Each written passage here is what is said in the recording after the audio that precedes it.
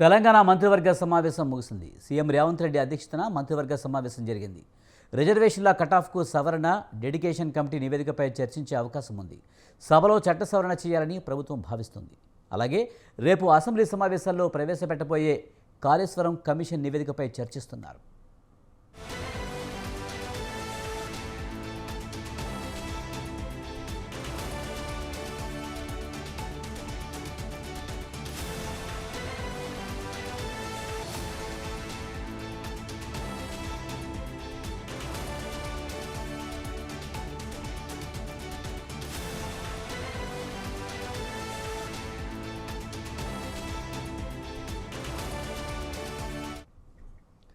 తెలంగాణ మంత్రివర్గ సమావేశం ముగిసింది. సీఎం రేవంత్ రెడ్డి అధ్యక్షతన మంత్రివర్గ సమావేశం జరిగింది. రిజర్వేషన్ల కటాఫ్కు సవరణ, డెడికేషన్ కమిటీ నివేదికపై చర్చించే అవకాశం ఉంది. సభలో చట్ట సవరణ చేయాలని ప్రభుత్వం భావిస్తుంది. అలాగే రేపు అసెంబ్లీ సమావేశాల్లో ప్రవేశపెట్టబోయే కాళేశ్వరం కమిషన్ నివేదికపై చర్చిస్తున్నారు. దీనిపై మరింత సమాచారాన్ని మా కరెస్పాండెంట్ విశాల్ అందిస్తారు. విశాల్, తెలంగాణ క్యాబినెట్ భేటీ ముగిసినట్టు తెలుస్తుంది. పూర్తి సమాచారం ఏంటి? రైట్ విజయ్, కొద్దిసేపటి క్రితమే అసెంబ్లీ హాల్లో సీఎం రేవంత్ రెడ్డి అధ్యక్షతన జరిగిన కేబినెట్ సమావేశం ముగిసింది. ముఖ్యంగా ఈ సమావేశంలో స్థానిక సంస్థల ఎన్నికలు నిర్వహించడం, అదేవిధంగా బీసీలకు 42% రిజర్వేషన్, వీటితో పాటు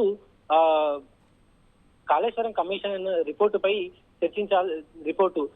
అదేవిధంగా ఇప్పుడు ప్రస్తుతం రాష్ట్రంలో గతంలో కొన్ని రోజుల క్రితం మా కామారెడ్డి మెదక్లో భారీ వర్షాలు పడ్డాయి.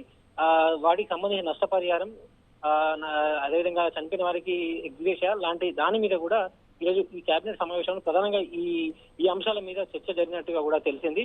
ముఖ్యంగా ఈ కేబినెట్ లో తీసుకున్న నిర్ణయాలు వీటన్నిటికి సంబంధించి కూడా మనకి మరి కాసేపట్లోనే ఒక పూర్తిగా ఈ మంత్రులు ఈ మీడియాకి తెలియజేయనున్నారు.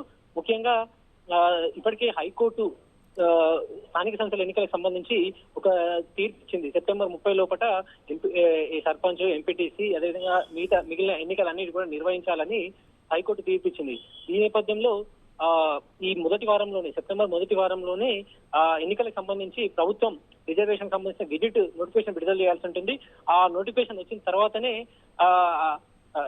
తెలంగాణ ఎలక్షన్ కమిషన్ ఎన్నికల సంబంధించి ప్రక్రియ మొదలెడుతుంది.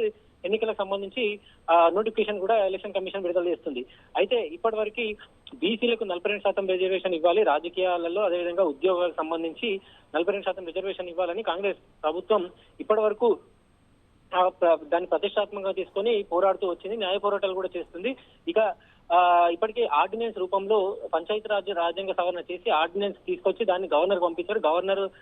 గవర్నర్ నుంచి అది రాష్ట్రపతికి వెళ్ళడం, అక్కడి నుంచి ఎలాంటి స్పందన రాకపోవడంతో ఇప్పుడు ఈ బీసీ రిజర్వేషన్లకు సంబంధించి దాన్ని ఒక బిల్లు రూపంలో సభలో పెట్టి దానికి ఆమోదం తెలిపి గవర్నర్ కి పంపించాలనే ఒక ఆలోచనలో ఉన్నట్టు, అదేవిధంగా ఈ కేబినెట్ లో కూడా చర్చకు వచ్చినట్టు కూడా మనకు తెలిసింది. అంటే బిల్లు రూపంలో గవర్నర్ కి పంపిస్తే దానికి సంబంధించి ఒక నిర్ణీత సమయంలోగా గవర్నర్ ఏదైనా తీసుకోవాల్సి ఉంటుంది. ఎందుకంటే ఇప్పటికీ ఆర్డినెన్స్ ఒకసారి పంపించారు, తర్వాత మళ్ళీ ఇప్పుడు బిల్లు పంపిస్తున్నారు కాబట్టి బిల్లుని తీసుకొచ్చి దానికి గవర్నర్ ఆమోదం తెలియకపోతే ఇప్పటికే సుప్రీంకోర్టులో ఒక తీర్పు ఉంది. అంటే ఒక 3 నెలల లోపల ఏదైనా బిల్లు రాష్ట్రపతి పరిశీలనలోకి వస్తే దానికి ఆమోదం తెలపాలని ఒక డెడ్ లైన్ కూడా సుప్రీంకోర్టు విధించింది. కాబట్టి బిల్లు రూపంలో బీసీ రిజర్వేషన్ తీసుకురావాలన్నట్టు కూడా ప్రభుత్వం భావిస్తుంది. ఇక ఇప్పటికే ఈ బీసీ రిజర్వేషన్లకు సంబంధించి ఒక మంత్రుల కమిటీని కూడా ప్రభుత్వం ఏర్పాటు చేసింది. ఆ కమిటీ ఒక 3 ప్రతిపాదనలను ప్రభుత్వానికి ఇచ్చింది. ముఖ్యంగా పార్టీల పరంగా 42% రిజర్వేషన్ ఇచ్చేసి మిగిలిన పార్టీలను కోరడం, అదే విధంగా న్యాయ పోరాటం, అంటే ఇప్పటికే ఆర్డినెన్స్ రాష్ట్రపతి ఉంది కాబట్టి అక్కడ సుప్రీంకోర్టులో దీన్ని సవాల్ చేయడం అట్లాంటివి చేసి న్యాయ పోరాటం చేయాలి. మరొకటి ప్రత్యేక జియో తీసుకొచ్చి ఈ 42% రిజర్వేషన్ ని అమలయ్యే విధంగా చూడాలన్నట్టు ఈ 3 ప్రతిపాదనలు ప్రస్తుతం ప్రభుత్వం ముందు ఉన్నాయి. వీటికి సంబంధించి కూడా ఈ కేబినెట్ లో ఒక నిర్ణయం తీసుకున్నట్టు కూడా తెలిసింది. దానికి సంబంధించి కూడా మరి కొద్దిసేపట్లోనే మంత్రులు సంబంధించి కేబినెట్ తీసుకున్న నిర్ణయం సంబంధించి మంత్రులు మీడియాకి వెల్లడిస్తారు విజయ్. ఇక ముఖ్యంగా ఇప్పటికే రాష్ట్రంలో మెదక్, కామారెడ్డి జిల్లాలలో భారీగా వర్షాలు పడి అక్కడ పంట నష్టం జరిగింది. పంట నష్టము, అదే విధంగా కొంతమంది ప్రాణాలు కూడా కోల్పోవడం జరిగింది. వాటికి సంబంధించి ఏ విధంగా ప్రభుత్వం నుంచి సహాయం చేయాలని వీటికి సంబంధించి కూడా కేబినెట్ లో చర్చ జరిగినట్టుగా కూడా తెలిసింది. ఈ అంశాలన్నిటికి సంబంధించి కూడా ప్రధాన అంశాలపై చర్చ జరిగింది కాబట్టి వీటిని మరి కాసేపట్లోనే మంత్రులు మీడియాకు వెల్లడిస్తారు విజయ్. విశాల్, ప్రధానంగా చూస్తే కాళేశ్వరం కమిషన్ రేపొద్దున అసెంబ్లీలో ప్రవేశపెట్టాలని చూస్తున్న క్రమంలో ప్రతిపక్షం బీఆర్ఎస్ అయితే కనుక యూరియా మీద మేము అసెంబ్లీని స్తంభింపజేస్తామని చెప్పి ఇప్పటికే స్టేట్మెంట్ ఇస్తున్న నేపథ్యంలో రేపు అసెంబ్లీలో వ్యవహరించవలసిన వ్యూహంపై ఏమన్నా ఈరోజు కేబినెట్ భేటీలో ఏమైనా చర్చించడం జరిగిందా?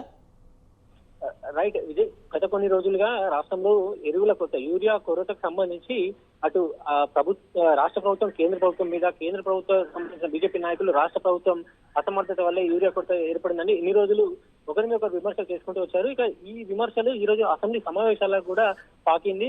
ముఖ్యంగా బీజేపీ నాయకులు ఇప్పటికే అదేవిధంగా బీఆర్ఎస్ నాయకులు, బీజేపీ నాయకులు ఇప్పటికీ మీడియా పాయింట్ల ద్వారా మాట్లాడుతూ రాష్ట్ర ప్రభుత్వం సరైన ప్రణాళికలు లేకుండానే ఈ యూరియా కొరత ఏర్పడిందని, ఇచ్చిన స్టాక్ ని కూడా సరిగ్గా డిస్ట్రిబ్యూట్ చేయలేకపోయిందని కూడా బీజేపీ నాయకులు అంటున్నారు. మరోవైపు బీఆర్ఎస్ నాయకులు గన్ పార్క్ దగ్గర ర్యాలీ చేయడం, ఇక్కడ నుంచి అసెంబ్లీ నుంచే నేరుగా వ్యవసాయ శాఖకు సంబంధించిన ప్రధాన కార్యాలయానికి అక్కడ ర్యాలీగా వెళ్లడం, వాళ్ళని బీఆర్ఎస్ నాయకులను పోలీసులు అరెస్ట్ చేయడం, ఇవన్నీ కూడా ఇప్పటివరకు జరిగాయి. దీనికి సంబంధించి యూరియా కొరత మీద రేపు ప్రతిపక్ష పార్టీల ఎమ్మెల్యేలు రేపు అసెంబ్లీలో చర్చకు తేవాలనిపిస్తే దాని మీద కూడా తప్పకుండా చర్చ జరుగుతుంది. ఎందుకంటే రాష్ట్ర వ్యాప్తంగా ఇప్పటికే రైతులు యూరియా కోసం ఎదురు చూస్తున్నారు. ఇంకా డిస్ట్రిబ్యూట్ చేయాల్సింది చాలా ఉంది. లక్షలాది మంది రైతులు యూరియా కోసం ఎదురు చూస్తున్న పరిస్థితులు ఉన్నాయి. ఇది కూడా ఒక ప్రధాన అంశంగా అసెంబ్లీలో చర్చకు వచ్చే అవకాశం ఉంటుంది. ఇక కాళేశ్వరం కమిషన్ సంబంధించిన రిపోర్ట్ మీద ప్రధానంగా ఒక పవర్ పాయింట్ ప్రెజెంటేషన్, అదేవిధంగా కమిషన్ రిపోర్ట్ లో ఉన్న నివేదికలో ఉన్న అంశాలన్నింటినీ కూడా ప్రజలకు బహిర్గతం చేయాలని ప్రభుత్వం భావిస్తుంది. అందుకనే గతంలో జరిగిన కేబినెట్ సమావేశంలో క్లియర్ గా స్వయంగా సీఎం రేవంత్ రెడ్డి మనకి మీడియాకు తెలియజేశారు. ఈ కమిషన్ ఇచ్చిన రిపోర్ట్ లో నివేదికలన్నీ కూడా అసెంబ్లీలో చర్చకు పెట్టి ప్రజలకు తెలియజేస్తాము. ఆ తర్వాత బాధ్యులపై ఏ విధంగా చర్యలు తీసుకోవాలి, లేదా సిట్కి వేయాలా, లేదా సిఐడికి వేయాలా, వీటన్నిటి మీద కూడా అసెంబ్లీలో పెట్టిన తర్వాతనే బాధ్యుల మీద చర్యలు తీసుకుంటామని కూడా సీఎం రేవంత్ రెడ్డి చెప్పారు. ఇక రేపు ఈ కాళేశ్వరం కమిషన్ సంబంధించిన రిపోర్టు మీద చర్చకు వచ్చే అవకాశం ఉంది Vijay. Right, thank you Vishal.